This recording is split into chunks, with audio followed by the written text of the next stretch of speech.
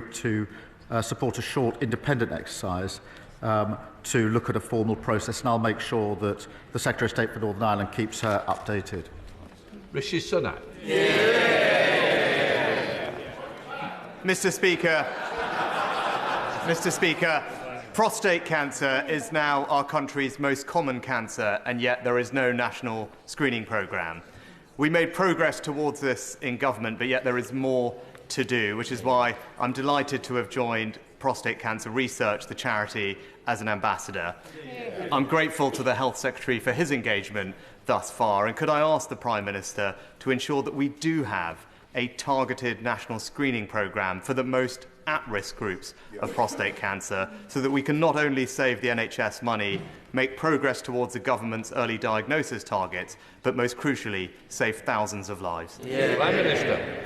Well, can I thank him for raising this, and can I thank him for using his authority and reputation to support this vital cause, which will make a material difference, and I look forward to working with him on it. We do share a commitment to detecting prostate cancer earlier and treating it faster, and we must do that. Our National Cancer Plan will improve the way we treat cancer right across the country, and I'll make sure he's fully informed of the steps that we're taking, and we'll work with him. Will Jones. Thank you, Mr. Speaker. Will the Prime Minister join with me in wishing all Welsh citizens everywhere a very happy St David's Day on Saturday? And will he also join with me in welcoming the latest news of the £600 million investment by Copenhagen infrastructure partners to ensure that Bute Energy and Green Gen Cymru can take forward the bold ambition to achieve 100% green electricity production by 2035 in Wales, thus providing much-needed sustainable green jobs for the people of Wales? Prime Minister. Well, can I wish her and her constituents a very happy St David's Day and join her in welcoming this significant new investment into her constituency that will ensure good jobs, well-paid, skilled jobs, and, of course, the transition to energy security and lower bills. And I know her constituency will play a vital role in that. Jeremy Hunt. Thank you, Mr. Speaker. Does the Prime Minister agree that our biggest single foreign policy priority is the preservation of NATO with America at its heart? And if so, following his welcome announcement yesterday, is the next step to talk to our European allies and for all of us to agree to spend 3% of GDP on defence within a specified timescale, so that we can look the President in the eye and say that Europe is finally pulling its weight on defence? Prime Minister. Well, I agree with him entirely in terms of the priority in terms of NATO. Putin thought he could weaken NATO. He's only made it stronger and larger. NATO's strength comes from the US and European partners and others working together, and that is absolutely the focus of my work at the moment.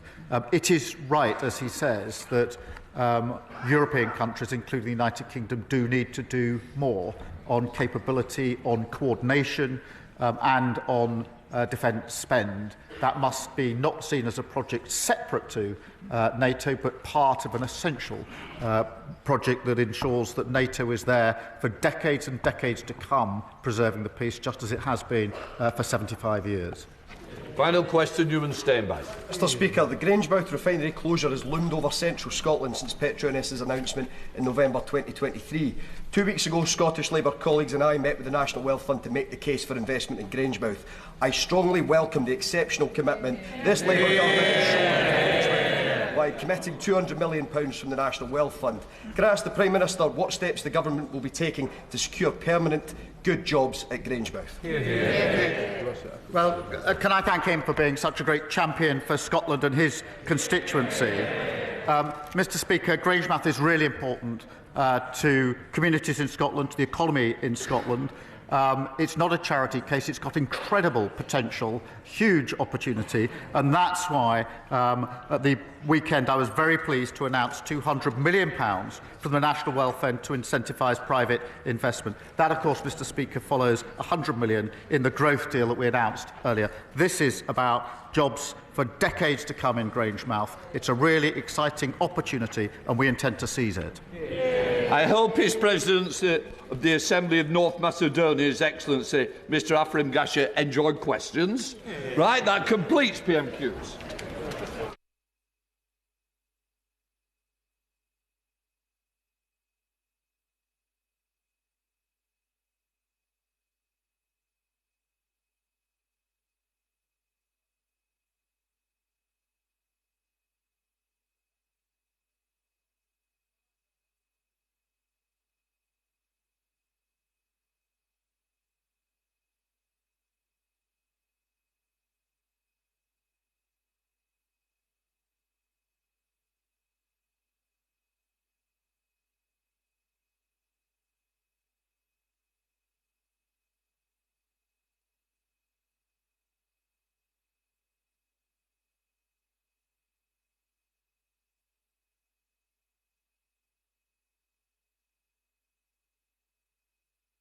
Right, let us come to the 10-minute rule motion. Or statement. What is it? Right, let's come to the statement on housing, communities and local government. Secretary of State. Thank you, Mr. Speaker. This government accepts that the final report of the Grenfell Tower inquiry must be the catalyst for long-lasting, systemic change. All members of the House, past and present, will have shared my anger over its shocking findings. The inquiry chair, Sir Martin Morbick, and his dedicated team uncovered damning evidence of political, corporate and individual failings going back decades. These led to the loss of 72 innocent lives. 18 of them were children. On that terrible night in June 2017. Madam Deputy Speaker, it was a deadly betrayal, a national tragedy, but that must never happen again. Yeah.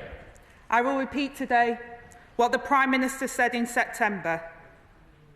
To bereave families, the survivors, and those in the immediate Grenfell community, and some of whom are with us today in the gallery, on behalf of the government, the British state, and those responsible, I am very sorry. The inquiry report made 58 recommendations, of which 37 were directed at the government. The government accepts the findings of the report and will take forward all the recommendations. Yeah. Our response, published today, addresses each in turn and goes further to set out our wider reforms of social housing and on the construction sector. As we make these vital changes, we will publish quarterly reports on the progress and update Parliament annually. The government is open to scrutiny and will remain accountable for its actions. We will prioritise residents and protect their interests and make sure that industry builds safe homes and provide clearer accountability and enforcement. To have anyone, anywhere, living in an unsafe home is one person too many. That will be our guiding principle and must be that of anyone who wants to build or care for our homes. That will be an important part of the legacy of Grenfell. Madam Deputy Speaker, for nearly 8 years, despite their pain, the bereaved, survivors and members of the community have campaigned with determination, not wanting anyone to suffer as they have. And it is fair to say that the building system that we have today is not the same as the one that was justly criticised in the report, the one we had leading up to the tragic events of 2017. But it is also clear that there is still much more to do. So I can announce that we will create a single construction regulator and a chief construction advisor, and will set out our detailed plans later this year. And I am accepting the recommendations to professionalise fire engineers and assessors, to licence principal contractors and to review the role of building control.